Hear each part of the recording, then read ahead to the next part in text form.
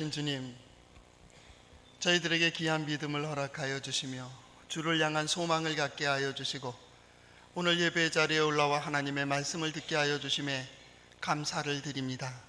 이 시간 깨닫는 지혜로 함께 하여 주시고 깨달은 대로 결단하는 귀한 시간이 되게 하여 주시옵소서.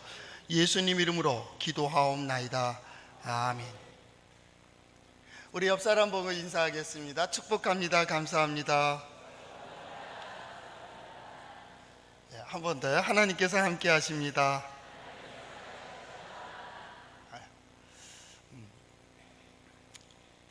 유치원의 아이들이 그 생활에 대한 역할극을 하게 되었습니다. 그래서 이제 6세 반, 5세 반 이렇게 갖고 같이 이제 이렇게 놀이를 하는데, 너는 아빠, 너는 엄마, 너는 누구 아무개, 너는 아들, 딸, 이렇게 이제 역할극을 하고 있습니다. 그래서 아이들이 다녀오겠습니다, 어머니, 아버지, 그리고 학교로 이제 막 갑니다. 그리고 이제 그것을 이제 원장 선생님이 나이가 많으신데 어른이 이제 이렇게 보고 있는 겁니다. 선생님은 이제 그걸 다 지도하고 있고요. 그랬더니 이제 남편이 이제 출근하게 됐습니다. 그랬더니 그 말도 없던 뚱뚱한 그 소년이 나가면서 여보 나 갔다 올게 그랬어요. 그랬더니 그 이제 한 6세 반 아이가 말하기를 여보 잘 갔다 와요. 그러니까 그 아이가 딱 돌아서서 가려고 하니까 여보 잊은 거 없어요? 그랬더니 뚝 돌아보니까 입을 꾹 내밀고 있는 거예요. 뽀뽀 뽀뽀 그러고 있는 거예요. 그러니까 원장 선생님이 웃으면서 쳐다보고 있는데 진짜 이 녀석이 가서 뽀뽀를 하는 거예요. 그러더니 꽉 부둥켜 안더니 안 떨어지는 거예요. 그러더니 딱 가요. 목에서요 본대로 하는 겁니다. 그래서 이제 그대로 가는 거예요. 그랬더니 원장 선생님이 너무 이제 이놈들이 저기에서 야 얘들아 장난을 쳐도 그런 놀이 하는 거 아니야 그랬어요. 그랬더니 예 죄송합니다 그러고 이제 했는데 원장 선생님 싹 가니까 그 여자애가 그 남자한테 여보 우리가 한두 살이야? 유치원 애들도 그 정도 생각을 하는 것 같습니다. 우리가 이 시대를 살아가면서 과연 우리는 어디에 와 있습니까? 어느 위치에 있습니까? 우리가 해야 될 일은 뭐고 어디까지 나가야 되겠습니까? 오늘 말씀을 들으며 또한 이 가을에 우리의 영역을 한번 생각해보는 그런 시간 되었으면 좋겠습니다. 한번 따라해 보겠습니다. 하나님의 말씀인 성경은 나의 신앙이요 나의 고백입니다. 주여 내게 무슨 말씀을 하려 하시나이까? 내게 무슨 말씀을 하시든지 그대로 하리이다. 그대로 해서 나와 또 내게 속한 가족들이 하나님의 약속을 따라 또 약속을 이루는 그러한 삶을 살아갈 수 있기를 바랍니다.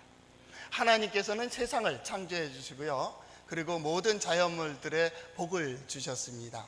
그리고 인간을 창조하셔서 그 모든 것을 다스리게 하셨고 거기에서 누리도록 그렇게 해주셨습니다.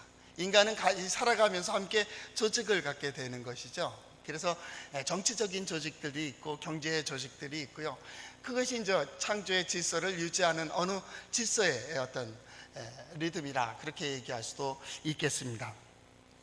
그런데 더 중요한 것은 뭐냐면 이 모든 위치에 이것을 다스리고 이끌어가는 그 인간의 그 문제 속에 우리의 안정과 평안을 위해서 몇 가지 중요한 게 있습니다. 신앙인들도 마찬가지입니다. 시대가 아무리 변하고 아무리 힘들다 할지라도 이것만은 분명히 해야 됩니다.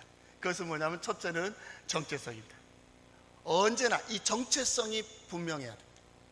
가장 기본적인 정체성이란 내가 누구냐라는 그런 정체성을 가지고 있지만 더 중요한 것은 내가 어떤 역할을 맡은 자냐라는 것이 중요한 거죠. 내가 누구요? 가정에서 본다면 남편일 수 있고 아내일 수도 있고 자녀일 수도 있습니다. 나는 자녀입니다. 나는 부모입니다. 내가 누구냐라고 하는, 나는 이런 사람, 아니 그거보다 한 단계 더 위에서 내가 어떤 역할을 맡은 이인가, 이겁니다. 아무리 똑똑하고 아무리 훌륭하고 아무리 키가 커도 자녀는 부모가 아닙니다. 자녀입니다. 부모가 아무리 아는 것도 없고 어리석고 때로는 건강이 약하다 할지라도 부모는 부모입니다. 이걸 알아야 됩니다. 그런데 우리는 이 시대가 이게 혼란해졌습니다. 하나님을 떠난 역사는 계속해서 모호한 역사로 갑니다. 혼란해지는 거예요. 자녀가 부모가 자녀를 이렇게 그 손을 넘나들면서 이걸 지키질 못합니다. 이때 이 혼란한 이때에 그리스도인들은 이걸 분명히 해야 됩니다. 내가 누구냐라는, 이 예배의 자리에서 내가 누구냐라고 물어본다면 우리는 예수 믿는 사람입니다.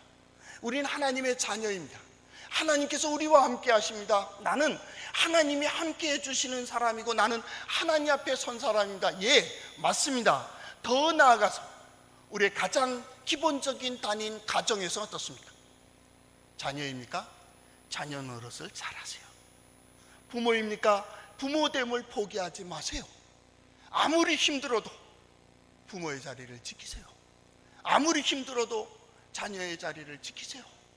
여기에 평강이 있고 여기에 안정이 있습니다. 여기에서 뭔가의 자부심도 생기고 여기에 자존심도 여기에 있습니다. 이것을 떠나서 어디서의 기쁨이나 평강은 찾을 수가 없습니다. 가장 기본적인 겁니다. 우리 교회는 그래서 제일 중요한 게 자신입니다. 각자의 신앙으로 사세요. 더 나아가서 내게 속한 가정입니다. 집과 가정은 아주 중요한 겁니다. 이것을 지켜야 됩니다. 남편은 남편으로서, 아내는 아내로서의 그런 가장 기본적인, 그리고 여기서 기본적인 판단이 이루어지는 겁니다. 요즘 결정장애라는 게 있습니다. 아이들이 어떤 것을 결정해야 되는데 이 결정을 못해요. 자꾸 보류하는, 판단 보류입니다.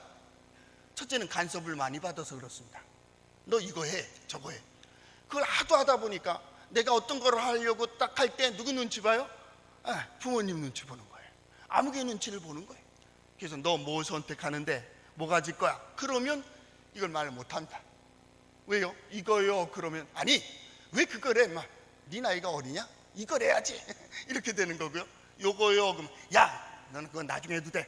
이거 먼저. 뭘 먼저 하라는 겁니까? 이거 해도 되고 저거 해도 되는 그런 상황에서 판단하라고 했잖아요. 근데 너무 깊이 들어가 있어요. 대학교 다니는 아이들도 마찬가지로 직업 선택하는데 방향을 설정하는 학과와 진로의 방향을 부모와 의논한다. 이 교수님과 의논해야 되는 거 아니? 그럼에도 불구하고 부모 내일 하겠습니다. 부모님과 의논해 보고요. 내가 서야 될 자리가 있고 내가 해야 될 일이 있고 내가 앞으로 평생 나가야 될 길이 있는데 그 인생을 부모의 인생을 사는 게 아닙니다. 각자 자기의 인생을 사는 겁니다. 왜 그렇습니까? 이 정체성이 분명하지 않아서 그렇습니다. 내가 누구냐라는 겁니다. 두 번째 중요한 문제는 소속의 문제입니다. 어디에 속해 있습니까? 어디에 속해? 이 소속의 문제, 정체성에 대한 문제는 어떤 면에서 보면 이건 천륜입니다. 이거 어쩔 수 없어요. 이거 타고나는 겁니다. 그러나 소속의 문제의 가정, 이건 천륜입니다. 그 이상의 것들은 거의 판단입니다. 결정입니다. 어쩌면 가정도 부모의 판단입니다. 선택에 의해서 가정이 이루어졌습니다. 그래서 이 소속의 문제가 중요합니다. 가정이고요, 지역이고요. 우리 동해입니다. 우린 강원도에 살고 있습니다. 대한민국 국민입니다. 이 소속의 문제입니다. 어디 나가서 얘기하든지 때로는 힘들고 어렵고 그래서 에이 나 대한민국 포기하고 싶어. 그럴지라도 한국인입니다. 이거를 잊지 말아야 됩니다. 그러니까 이걸 잊고 정체성도 무시되었고 소속이라는 게 분명하지 않으니까 어떻게 돼요? 이때는 이렇게 하고 저럴 때는 저렇게 하는 거예요. 자, 어렵다고 합니다. 정치도 그렇고 경제도 그렇고 사회도 그렇고 어려운 길로 가고 있다. 예, 맞습니다. 어두움 속에 가고 있다. 왜? 미래를 모르니까. 미래를 모르니까. 어떻게 될지를 몰라요. 뭐 제4의 산업 얘기가 그 지도자들에게서 또 학자들에게서 나오기도 하고 또 몇 개의 직업은 없어지고 또 얼마나 많은 직업이 생길지 모른다고 하는 미래를 예측할 수 없으니 더 불안한 겁니다. 근데 한번 따져보자고요. 이전에는 예측했어요? 이전에는 우리가 언제 계획은 가졌지만 예측할 수 있었습니까? 이렇게 될 거야 보장한 사람이 누구요? 자기가 보장했다 그래서 몇 퍼센트 됐습니까? 이거는 모르는 일입니다. 그럼에도 불구하고 이것 때문에 저렇게 되고 저것 때문에 의기소침해지고, 왜 그렇습니까? 이 정체성과 소속감이 분명하지 못해서 그렇습니다. 거기서 판단하는 겁니다. 나는 아무리 그래도 여기에 속한 거예요. 제가 이씨입니다. 이씨 집안에 속한 거예요. 내가 아무리 저기 해도 이씨 집안이요. 나는 우리 집안 동해제일장로교에 속했어요. 누가 뭐라 해도 거기에 속했다고. 판단이나 결정이나 말하는 데 있어서 그 소속이 기준. 이것입니다. 정체감과 소속감입니다. 소속감이 분명하지 않다. 글로벌 시대라고 합니다. 패스포드 하나만 가지면 비행기 티켓 끊어서 어디든지 갈 수 있습니다. 그래도 소속은 분명해야 됩니다. 어디를 가더라도 내가 어디에 속했는가를 알아야 됩니다. 그렇기 때문에 여러 가지를 할 수 있습니다. 미국에 가 살 수 있고, 유럽에 가 살 수 있고, 아프리카에 가 살 수 있지만은, 그래도 결정적인 순간에는 나는 한국인이요, 난 대한민국 국민이요. 그렇기 때문에 거기에서 그 편에 서서 역사를 볼 수밖에 없는, 이게 이제 정체감과 소속감의 문제입니다. 하나님께서는 이 모든 것 통해서 역사하십니다.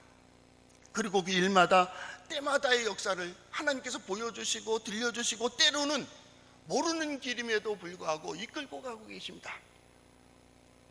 그래서 이 길 속에서 나는 어느 쪽을 선택할 것이냐, 이건 중요한 겁니다. 그런데 성경의 구조에 보면 오늘 아주 20장의 주제는 누구냐? 바술입니다. 대제사장이고요, 성전의 모든 것을 감독하는 총감독의 자리에 올라 있는 사람입니다. 아주 큰 권한을 가지고 있는 사람이죠. 그래서 이름이 뭡니까? 바술입니다. 바술이라는 뜻은 뭐냐면 평강이라는 뜻을 가지고 있습니다. 그거는 좀 약한 뜻이고요, 좀 더 말한다면 형통한 길 혹은 형통한 자, 형통입니다. 형통. 더 나아가서는 번성입니다. 번성. 이건 퍼져나가는 겁니다. 어느 정도 퍼져나가느냐? 바수훌입니다. 뜻한 대로 이루어진다, 이 말입니다. 하나님께서 여호수아에게 약속하십니다. 내 발바닥으로 밟는 모든 땅을 내가 너에게 준다. 그러니까 두려워하지 마, 그렇게 얘기한다. 그리고 한 가지 조건을 거십니다. 좌로나 우로나 치우치지 마라. 그러면 내가 너와 함께한다라는 겁니다. 함께함으로 이 모든 걸 이룰 수 있다. 바술, 얼마나 이름이 좋아요. 이 바술이라고 하는 그 이름을 가지고 20장이 선포됩니다. 이름 자체로 보면 이 성전에 평화가 있는 거죠. 어디에 있었어요? 유다는 지금 예루살렘에 있습니다. 예루살렘성, 예루살렘이라고 하는 말이 평화의 도시 아닙니까? 예루살렘, 샬렘이거든요. 샬롬이란 말. 그러니까 평화의 도시에 어떤 제사장이 총감독하고 있어요? 바술입니다. 번성케 하는, 형통케 하는. 제사장의 가장 큰 직분이 뭐냐면 제사입니다. 이 백성들의 죄를 가지고 하나님 앞에 나아가서 하나님 앞에 용서를 받고 나와 그들을 샬롬 선언해야 됩니다. 평안할지어다. 하나님께서 오늘 너희들 모든 죄를 용서했다. 그러면 백성들은 용서받는 겁니다. 너희들에게 하나님께서 형통케 하는 복을 주신다. 백성들은 이걸 받고 안 받고의 문제가 아닙니다. 그대로 되는 겁니다. 그 길을 가는 이들이 그렇게 간다. 하나님은 중간 어떤 역할자, 리더라고도 얘기할 수 있고 사역자들을 세웠습니다. 이게 사명자입니다. 모두 다가 사명자 아닙니다. 구약 성경에 보면 왕이 있고 제사장이 있고 선지자가 있습니다. 신약에 사도들이 있고 제자들이 있고 석사도들이 있고 그런 전통으로 이어간다. 그들을 세웠습니다. 그들을 통해서 일하십니다. 중요한 건 그들은 하나님의 백성들을 위해서 일합니다. 그래야 됩니다. 이게 정체성입니다. 어떤 하나님의 백성입니까? 자기에게 속한 하나님의 백성들을 위해서 나는 여기에서 일하는 겁니다. 이게 그들을 위해서입니다. 정치도 마찬가지 원리입니다. 하나님은요, 이 정치인들을 봅니다. 백성들의 한숨을 듣는 동시에 이 대통령이, 국회의원이, 국무원들이 어떻게 살아가는가를 보고 이 백성을 다스려 가십니다. 백성들의 판단, 선거할 때 판단이 이루어지지만 그건 그렇게 중요한 게 아닙니다. 이게 그룹이라고 하는 소속입니다. 어차피 거기에 속해 있기 때문에 리더가 잘못하면 흔들리는 거예요. 리더가 판단을 잘못하게 되면 거기에서 고난이 시작이 되는 거예요. 자, 이겁니다. 근데 그들이 누구를 위해서 있어요? 지도자나 리더나 그룹이나 모든 게 마찬가지입니다. 그룹의 리더 역시도 백성을 위해서, 멤버들을 위해서 있는 겁니다. 여기에 정체성이 있고 여기에 소속감을 가지고 있어야 됩니다. 그래서 그런 사람들이 일꾼이 되는 거죠. 자, 그러면 오늘 바수울이라고 하는, 바수울 이렇게 한글 표기로 바수울입니다. 이 바수울이 어떻게 되느냐 하면 예레미야의 관계 속에서 아골 미사빕이라는 이름으로 전환됩니다. 20장은 이게 이제 불행입니다. 바수울이 마골 미사빕이 되는 겁니다. 왜 그렇게 되느냐 그 말이에요. 하나님의 백성들을 책임지고 그들을 축복하고 그들에게 복을 빌어야 되는 바수울 제사장, 그것도 예루살렘의 총, 성전의 총 책임자, 감독이 여기 마골 미사빕, 거기 주 성경에 보면 1, 그리고 밑으로 내려가서 사방으로 두려움 이렇게 되어 있습니다. 어찌 이렇게 돼? 가는 데마다 막힌다 그 말. 사방으로의 두려움이란 사방으로 가는 곳마다 적이 있고 험난한 벽이 있고 어려움이 있고 닥치는 거예요. 환난이 있고 고통이 있고 아픔이 있고, 나중에 우리가 후반전을 이렇게 읽게 되겠지만 하나님께서 그렇게 만들어 놓은, 넌 사방에 두려움이 될 거야. 백성들을 축복해도 복이 되지 않습니다. 백성들에게 형통을 선언하고 있는데도 그게 이루어지지 않습니다. 하나님이 함께 하신다고 약속을 주셨다고 얘기하는데 하나님이 함께 하시는 증거가 없습니다. 왜 이렇게 될까요? 바로 성경은 그걸 얘기하는 겁니다. 여러분 잘 생각하십시오. 성전이 나의 구원을 보장하는 게 아닙니다. 신분이 나를 보장하는 게 아니에요. 중요한 건 하나님 앞에 나의 나됨입니다. 내가 하나님 앞에 어떻게 서 있으며, 내가 하나님 앞에 어떤 역할을 하고 있으며, 하나님 앞에 무슨 말을 하며 하나님 앞에 무슨 사역을 하느냐는 참으로 중요합니다. 우리의 가정도 마찬가지입니다. 우리가 예수 믿기 때문에 그것 때문에 혜택이 있습니다. 하나님이 함께 하시고 지혜를 주시고 깨닫게도 해주실 겁니다. 너는 그래도 그 자리에 서야지, 그래도 그 일을 감당해야지. 하나님께서 계속 우리의 마음을 두드리시며 우리에게 어떤 도전을 하신 것, 거기에 우린 스스로 응답해야 됩니다. 내가 우리 가정, 우리의 그룹 속에서 나는 어떤 역할을 감당할 것인가, 그리고 나의 삶이 어떠냐, 그 구하는 기도를 하는 그 입술이 어떤 삶을 살고 있느냐. 하나님은 예물은 정성의 표현입니다. 그러나 더 중요한 건 그 중심을 보십니다. 그 예배자의 마음을 보고 계십니다. 예배자의 마음의 방향을 보고 계십니다. 여기 예레미야 20장에는 두 지도자가 나온다. 어떻게 보면 종교 지도자로는 다 나오는 겁니다. 제사장하고 선지자가 나옵니다. 제사장은 서두에 말씀드렸듯이 제사를 집례하는 종교적인 사람입니다. 그래서 하나님 앞에 나가 말씀을 듣고 말씀을 그대로 전해줘야 되는, 인간의 죄들을 가지고 나아가 하나님 앞에 용서함을 받아야 되는 사명, 인간의 죄를 짊어지고 나아가는 자로 제사를 지내게 집례하게 되는 것이죠. 그런데 선지자는 다릅니다. 제사장은 인간의 편에서 하나님께 나가는 자이지만 선지자는 하나님의 편에서 인간에게로 나가는 사람입니다. 똑같이 믿음의 사람들 같이 보여주기도 하고 들려주시기도 하고 깨닫게 해주시지만 하나님은 구체적인 그에게 사명을 주시고 말씀하십니다. 너는 가서 전해. 선지자가 가장 힘이 있을 때가 뭡니까? 하나님 이렇게 말씀하셨다라는 겁니다. 하나님께서 내게 이렇게 말씀하셨다고, 하나님께서 이렇게 보고 계시다고, 여호와께서 말씀하시기를, 이러면 가장 큰 힘이 되는 거예요. 이게 선지자의 삶입니다. 제사장의 입장은요, 하나님의 음성을 들어야 됩니다. 지금 이것이 무너지고 있는 겁니다. 여러분 잘 보셔야 됩니다. 우리가 복된 자가 화를 당하여 불행을 겪는 경우를 많이 봅니다. 믿지 말아야 될 것을 믿고 의지하지 말아야 될 것을 의지하고 넘지 말아야 될 선을 넘고, 또한 흔들리지 말아야 될 곳에서 흔들릴 때, 그때 아픔과 고통과 환난과 때로는 여러 가지 어려움을 겪는 것을 볼 수가 있습니다. 우리가 수요일 찬양 예배, 또 수요일까지 보지만은 여호수아가 그 작은 성읍들을 남겨놓음으로써 하나님께서 그 성읍들마다 사건을 통하여 말씀하시잖아요. 네가 힘을 의지했어? 봐, 이래도 힘을 의지할 거야.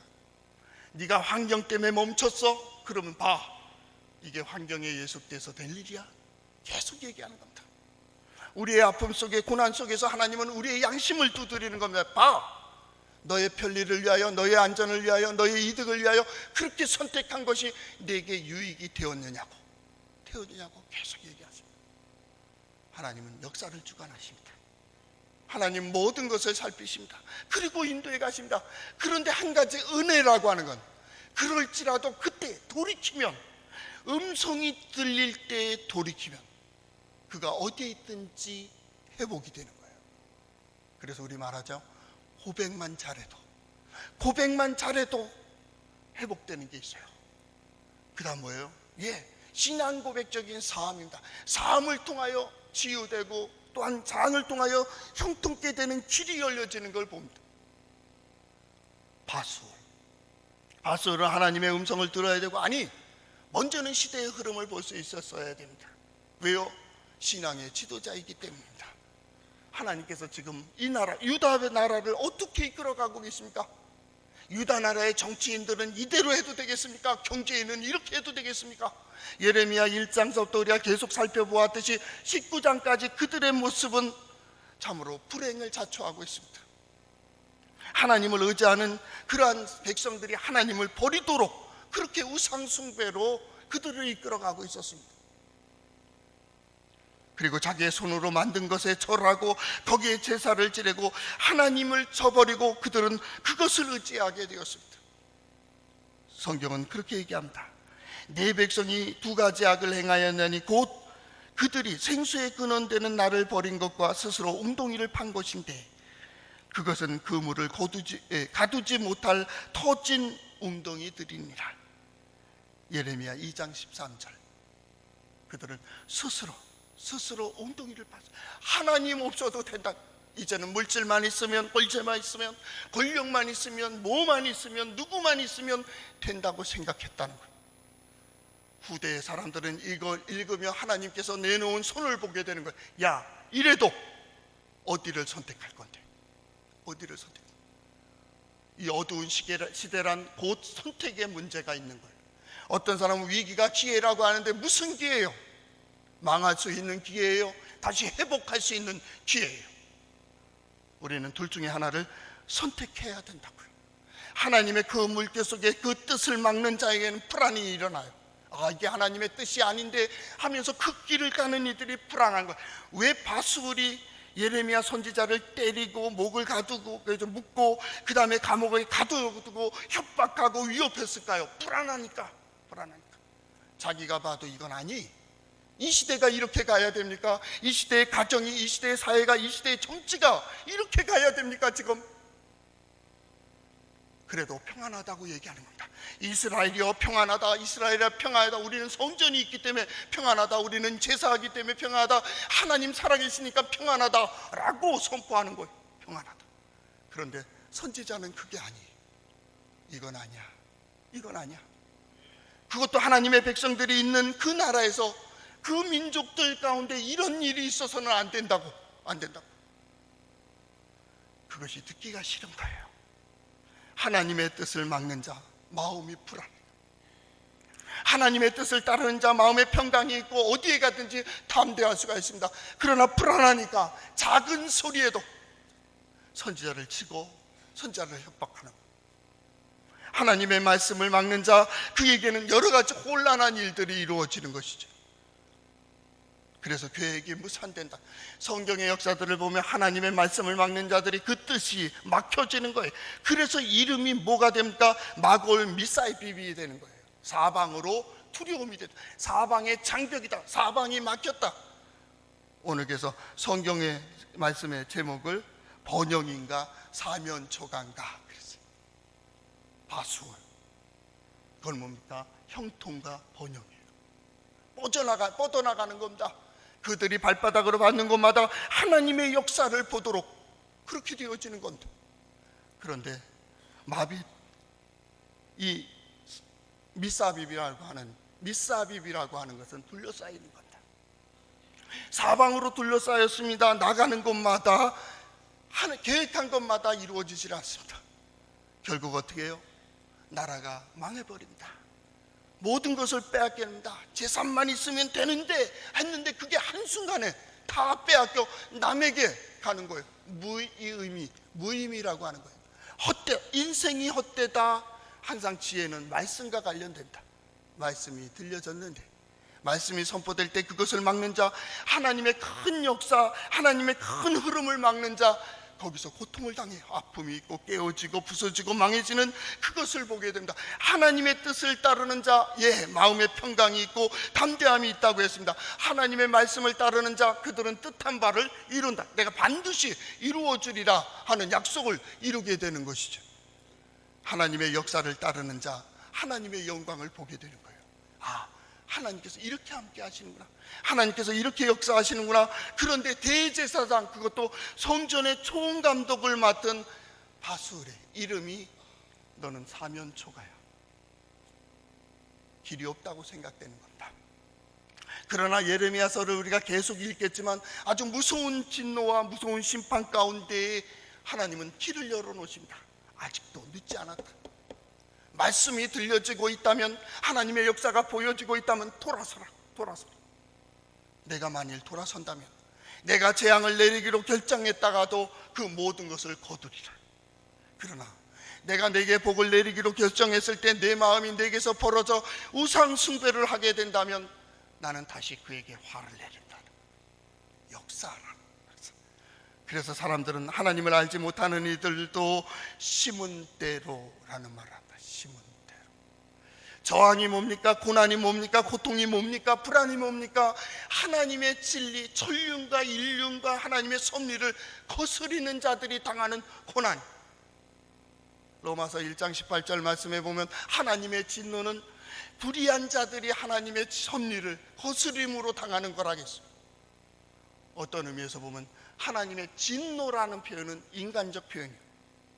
제가 보고 있는 성경은 하나님은 진노를 내리시는 분이 아닙니다. 하나님은 분노하시는 분이 아닙니다. 왜냐하면 인간이 아니시기 때문에 그렇습니다. 하나님은 영원하십니다. 한 먼지가 움직인다고 분노하지 않습니다. 그러나 그 개개인 창조물 하나하나는 하나님의 뜻을 거스릴 때의 저항을 느낍니다. 왜요? 하나님은 진리로 인도하고 계시기 때문입니다. 바람이 동에서 서로 불 때 동에서 서로 가는 자는 순풍입니다. 그러나 뒤를 돌아 거슬러 서쪽에서 동쪽으로 갈 때 그것은 저항이 됩니다. 그때 인간의 표현은 뭐라 그럴까요? 하나님께서 진노하시는구나. 아니요, 자기가 잘못된 길을 가고 있는 거예요. 거기서 느끼는 저항. 그게 뭡니까? 마골 비사비 미사비. 그때 하나님께서 선지자, 고난당하는 선지자를 향해서 위로하십니다. 백성들이 고난당하는 게 아닙니다. 그들은 정치 지도자와 종교 지도자들과 그들에 의해서 그룹으로 당할 건다. 그런데 한 가지 중요한 것은 선지자가 고난당해야 될 이유가 없습니다. 뭐예요? 다른 종교 지도자들과 다른 이들이 이걸 거스르기 때문에 당하는 고난입니다. 그래서 고난은 있습니다. 그런데 하나님은 이 선지자를 위로하십니다.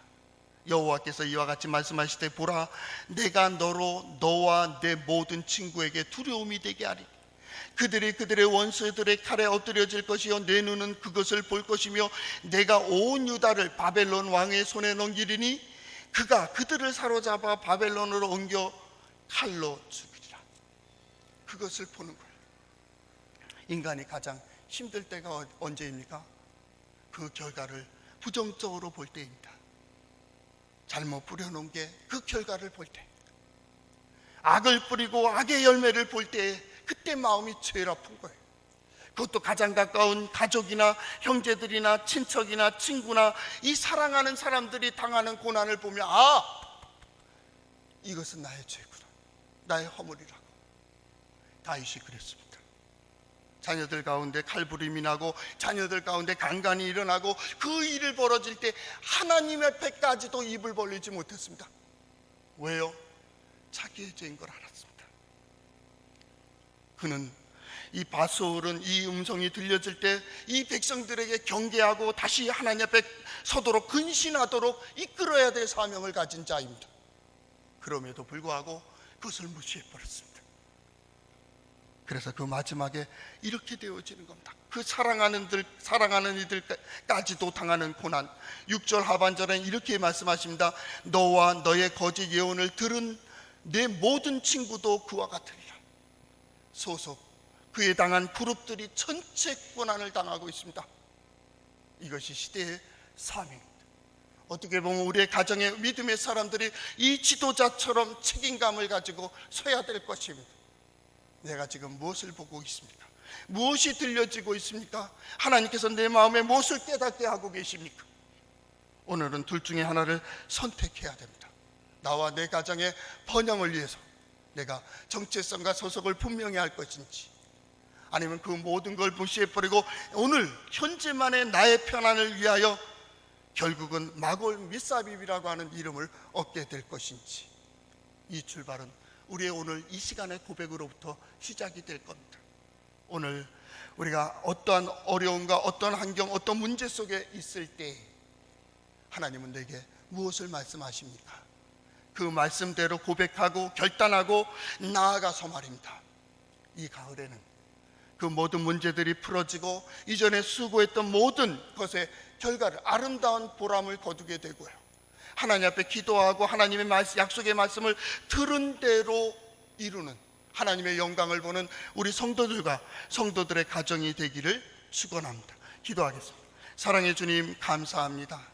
주께서 저희들에게 말씀을 들을 길을 허락하여 주시고 하나님의 역사를 볼 수 있는 눈을 허락하여 주심에 감사를 드립니다.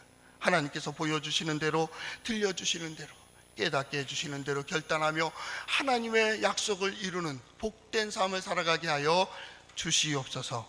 예수님 이름으로 기도하옵나이다. 예수의 이름으로 나는 일어서리라.